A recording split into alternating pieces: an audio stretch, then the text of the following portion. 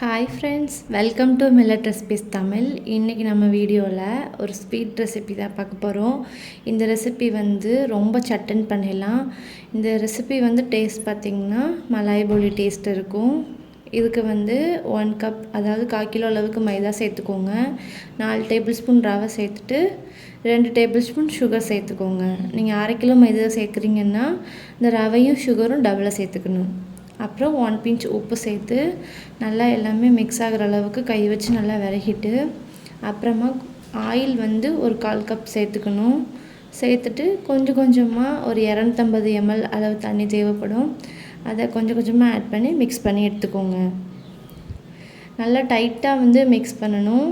மாவு பூரி நம்ம தேய்ப்போம்ல, அந்த கன்சிஸ்டன்சிக்கு இருக்கணும். கையில் ஒட்டக்கூடாது. இந்த மாதிரி தேய்ச்சி வச்சுட்டு மாவு ட்ரை ஆகாமல் இருக்கிறதுக்கு 1 டேபிள் ஸ்பூன் நெய் ஊற்றி விட்டுட்டுருங்க. மேலே ஊற்றிட்டு நல்லா எல்லா பக்கமும் படுற அளவுக்கு அப்ளை பண்ணி வச்சிட்டிங்கன்னா உங்களுக்கு எல்லா பூரிலையுமே நல்லா சூப்பரான நெய் ஸ்மெல் நல்லா ஹெவியாக இருக்கும். சூப்பராக இருக்கும் சாப்பிடும்போது அந்த ஸ்மெல். பூரி நல்லா சாப்பிட்றதுக்கு கரமுரன்னு இல்லாமல் இருக்கிறதுக்காக இந்த கல்லை வச்சு நல்லா தட்டி எடுத்துக்கோங்க. நம்ம சோமாஸ் பண்ணியிருந்தோம்ல, நம்ம வீடியோவில் முன்னாடி காட்டியிருப்போம். பார்க்காதவங்க, இது தான் ஃபஸ்ட் டைம் பார்க்குறவங்களுக்காக மறுபடியும் செஞ்சு காட்டியிருக்கேன். இது போல் கல் வச்சு நல்லா தட்டி எடுத்துக்கிட்டிங்கன்னா நல்லா சாஃப்டாக இருக்கும். உங்களுக்கு பூரி நல்லா கரமுரன்னு இல்லாமல் நல்லா சாஃப்டாக இருக்கும். அதுக்காக தான் இந்த ப்ரொசீஜர் பண்ணிக்கிறோம். இதுக்கப்புறமா இந்த மாதிரி மாவை நம்ம ஏற்கனவே நம்ம மாவை ஊற வச்சதுனால 20 நிமிஷம், இந்த மாவை இதுக்கப்புறம் ஊற வைக்க தேவையில்ல. ஊற வச்சதுக்கு அப்புறமேட்டுக்கு தான் நம்ம இந்த மாதிரி கல்லை வச்சு தட்டி எடுத்துக்கணும் மாவை. அப்போ நமக்கு மாவு நல்லா சாஃப்டாக கிடச்சிரும். இதை நம்ம குட்டி குட்டி பால்ஸாக ரெடி பண்ணி நல்லா இது போல் பூரிக்கு தட்டுவோம்ல, சப்பாத்திக்கு தட்டுற அளவுக்கு நல்லா சாஃப்டாக இருக்கணும், மெல்லுசாக இருக்கணும். பூரிக்கு தட்டுற அளவுக்கு திக்காக இருக்கக்கூடாது. நல்லா இது போல் தட்டிட்டு இது நைஃபை வச்சு நல்லா பாதியாக கட் பண்ணி அதுக்கு சென்டரில் இது போல் நல்லா லைன் போட்டு விட்டுருங்க.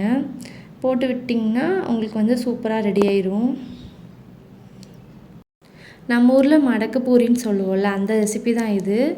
ஆனால் ஆந்திராவில் இந்த ஸ்வீட் ரொம்ப ஸ்பெஷல்னால இதுக்கு வேறு பேர் வச்சுருக்காங்க. இதோட டேஸ்ட் பார்த்திங்கன்னா மடக்கு பூரி டேஸ்ட் இருக்கும்ல, அந்த மாதிரி தான் இருக்கும். ஆனால் கொஞ்சம் ஸ்வீட் கம்மியாக இருக்கும். மடக்கு பூரியில் பாகு வேறு மாதிரி ரெடி பண்ணி மேலே ஊற்றி விடுவாங்க. இதுக்கு நம்ம பாகு குலோப் ஜாமுன் பண்ண போகிறோம்ல, அந்த மாதிரி தான் பண்ணி எடுத்துக்க போகிறோம். இதுக்கப்புறமேட்டுக்கு ஆயிலில் நல்லா ஃப்ரை பண்ணி எடுத்துக்கணும். நம்ம இந்த மாதிரி ரெடி பண்ணியிருக்கிறது என்ன ஷேப்பில் உங்களுக்கு தேவைப்படுதோ அந்த மாதிரி நீங்கள் கட் பண்ணி எடுத்துக்கலாம். நீங்கள் சும்மா ரவுண்டாக கூட இது பண்ணிவிட்டு நீங்கள் சுருட்டி விட்டிங்கன்னா கூட ஒரு நல்ல ஒரு சுருள் பூரி மாதிரி உங்களுக்கு கிடைக்கும்.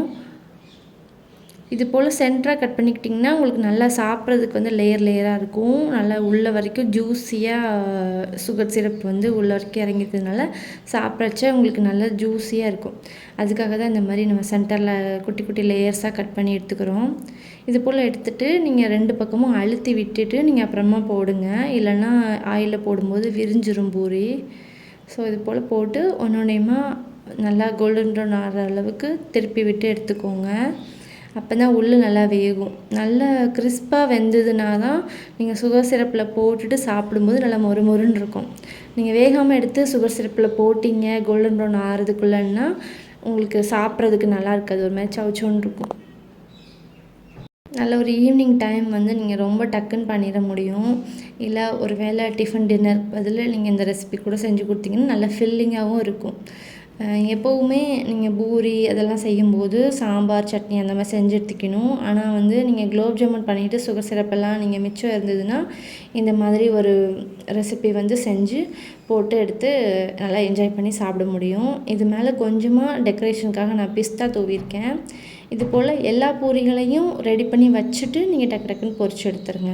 அப்போ உங்களுக்கு வேலை சட்டுன்னு முடிஞ்சிடும். உள்ளே பார்த்திங்கன்னா நல்ல ஜூஸியாக இருக்கும். சுகர் சிரப்பில் நம்ம போட்டு எடுத்துக்கணும். சுகர் சிரப் பார்த்திங்கன்னா 1 கப் சுகர் 1 கப் தண்ணி, அதுதான் மெஷர்மெண்ட். இதை நல்லா கொதிக்க வச்சு எடுத்துருங்க. நீங்கள் குலோப் ஜாமுனுக்கு எந்த அளவுக்கு கொதிக்க விடுவீங்க அந்த மாதிரி கொதிக்க வச்சு எடுத்துகிட்டு இதை சும்மா போட்டு எடுத்துட்டிங்கனாவே போதும். சூப்பராக ரெடி ஆயிரும். இந்த வீடியோ பிடிச்சிருந்தா லைக் அண்ட் சப்ஸ்கிரைப் பண்ணுங்கள். தேங்க்ஸ் ஃபார் வாட்சிங்.